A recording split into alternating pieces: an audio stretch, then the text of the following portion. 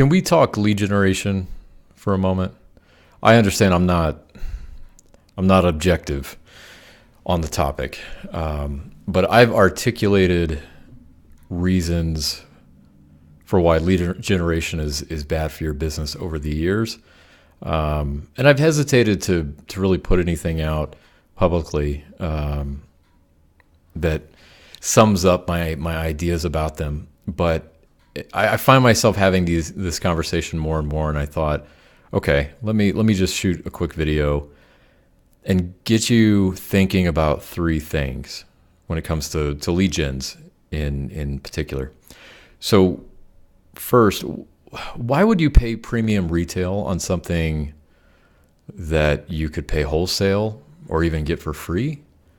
Because lead gens are using the same tools at your disposal to sell you those phone calls. Most lead gens use AdWords. Only problem is they're selling you that phone call for $350 or $500 or $750 when that click could have cost $14, could have cost $150 in some market. I mean, that's true. And the counter argument is, well, it's a qualified phone call. But is it?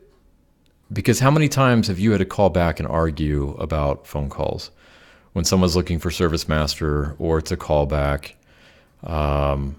or maybe they already have a contractor and they're trying to get a second opinion? So I wonder if you looked at your books over the past quarter or year, what you would find in your total spend with lead gens, and what you would consider bogus calls. I wonder what those numbers look like. You can generate this stuff yourself. As long as you have a good website and good AdWords management, some SEO, and you're feeding it reviews, you don't have to pay premium retail when you could do a lot of this stuff for free or definitely at wholesale rates. So that's first. Second, think about this. When a customer Googles for a solution and they land on a lead generator site, those sites tend to be totally fake. I can give you examples of domains some of the more prominent lead gens use. You can look these up for yourself. If you're in a bigger metro, Google water damage repair or flood cleanup, or any dozen key phrases, and look at those URLs. Don't click on the ads. That's just wrong. But plug the URLs in, go to the site. You'll know if it's a lead gen. And then do a whois lookup. Whois.net is a good resource. You'll see who owns those sites. Many of them, oddly enough, kind of look like Service Master websites. They're yellow and green and, Service Master's color schemes. They don't overtly say they're a Service Master, but if you've used the lead gen in the past and you get people looking for Service Master, that's one of the reasons why. These dummy lookalike sites are designed just to get that call in, get it screened through the call center, and get it sold to you. So for my number 2 point I'm making, is it wise to start a relationship with a customer under the guise of a lie with deception? I don't think it is. I mean, that's kind of why I'm morally opposed to lead generators. But think about that. I understand you can easily talk your way out of that. You can even explain this is a company that provides water damage leads, and this is your company, and you represent them in this market during this cycle because you're number 4 on the list. You can talk your way out of it, but is it the right way to start a relationship? I don't think it is. But third, and this might be the most important thing, it produces laziness. This whole idea of paying for phone calls produces laziness in you as the business owner. So look at it this way. If, let's say you put all your eggs in one basket, and you folks are smart. I know you're not doing that. But unfortunately, I run across people frequently that have all their eggs in one advertising or marketing basket.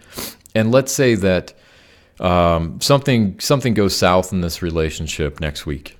Okay?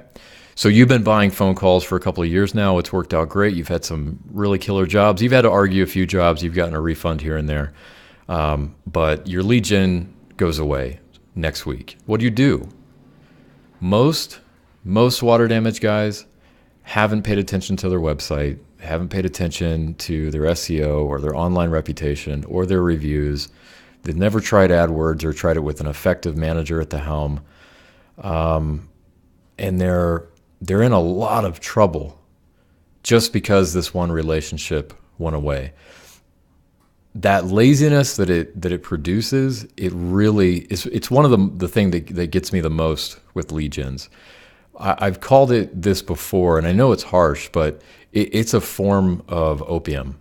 It is an opiate that just keeps you hooked. You're always chasing the next phone call and the next flood, and you don't take the time to do the right things to take total ownership of your company, your brand, your online reputation, your online presence. So those are the things I want to challenge you with. I don't think that lead gens are all bad. I've seen them help many, many startup companies, but I don't think they're a good long-term strategy for any company. And I don't think they hurt if they are a part of a much, much larger advertising and marketing effort online, in person. It's okay. If you're in a small enough market to where, maybe there's only 2 other guys on the program, and a couple of times a year you get a call and it's worth paying that $500 for that lead, so be it. But make sure you're taking charge of everything else so that if that goes away, you're not up a creek without a paddle. If you have any questions or comments, you disagree with me, or you want to send hate mail, leave a comment below. We'll talk about it. Take care.